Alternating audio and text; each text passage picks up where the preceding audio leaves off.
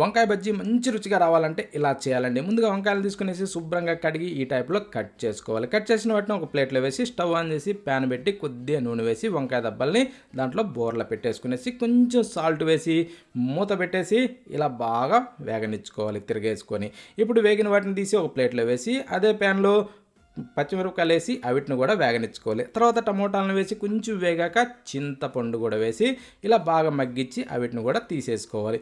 ఇప్పుడు అదే ప్యాన్లో కొద్దిగా నూనె వేసి గోరుచిక్కుడు దెబ్బలు వేసి సాల్ట్ వేసి పసుపు వేసి అవిటిని కూడా ఇలా మగ్గించి తీసేసుకోవాలి. ఇప్పుడు ఒక బౌల్ తీసి వంకాయలు, పచ్చిమిరపకాయలు, టమోటాలు, గోరుచిక్కుడుకాయలు వేసి ఇలా బాగా ఎనిపి కొంచెం నీళ్ళు పోసి రుచికి సరిపడా సాల్ట్ వేసి ఇలా కలిపి పెట్టుకొని స్టవ్ ఆన్ చేసి ప్యాన్ పెట్టి నూనె వేసి తాలింపు గింజలు, వెల్లుల్లిపాయలు, ఎండుమిరపకాయలు, కట్ చేసిన ఉల్లిపాయలు, ఇంగువ, కరివేపాకు వేసి ఎనిపిన బజ్జీని కూడా దాంట్లో వేసేసి కొద్దిగా నీళ్లు పోసి ఇప్పుడు మిగిలిన దబ్బలు దాంట్లో వేసుకునేసి ఇలా కలుపుకొని కొత్తిమీర చల్లుకొని తింటే సూపర్.